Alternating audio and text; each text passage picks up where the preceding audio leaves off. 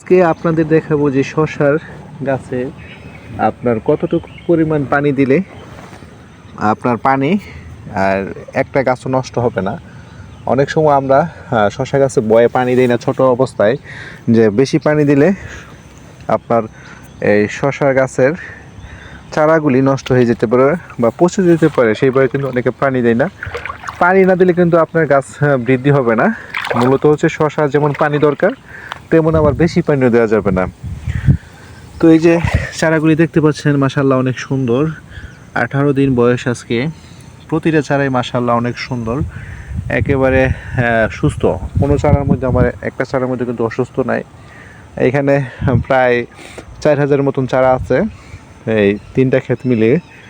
তো এইখানে মূলত হচ্ছে আপনার একটা চারার মধ্যে কোনো প্রকার অসুস্থ নাই। তো প্রিয় দর্শক, মূলত হচ্ছে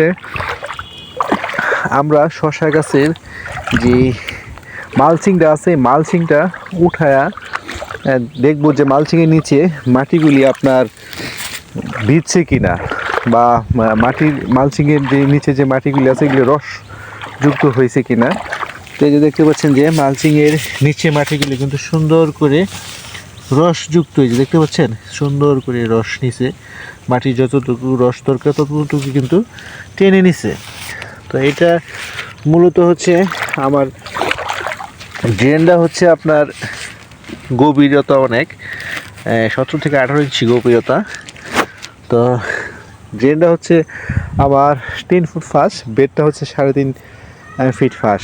তো মূলত হচ্ছে আমার এটা ধানের একটা জমি, আর আমার এই জমিতে কিন্তু আগে কখনো শশা করি নাই, এই প্রথম। আর হচ্ছে এটা শীতের যে সবজিটা, শীতের যে শশাটা এটা লাগাইছি।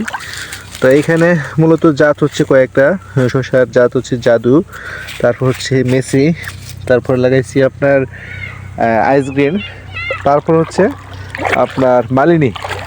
তো এই যারা শশা করবেন মূলত একটা জাত না লাগিয়ে 3-4টা জাত লাগাবেন, যাতে আপনার এই শশার একটা যদি সমস্যা হয় আরেকটা যাতে আপনার পড়তে হয়। তো এই প্রিয় দর্শক দেখতে পাচ্ছেন যে চারাগুলি মাশাআল্লাহ অনেক সুন্দর। তো এই চারাগুলি কিন্তু আমার 18 দিন বয়স, শীতের মধ্যে কিন্তু আপনার বৃদ্ধি হয় নাই। তো প্রিয় দর্শক ভালো থাকবেন। ভিডিওটি ভালো লাগলে অবশ্যই লাইক, কমেন্ট এবং শেয়ার করবেন, এবং আমার ইউটিউব চ্যানেলটা সাবস্ক্রাইব করে রাখবেন।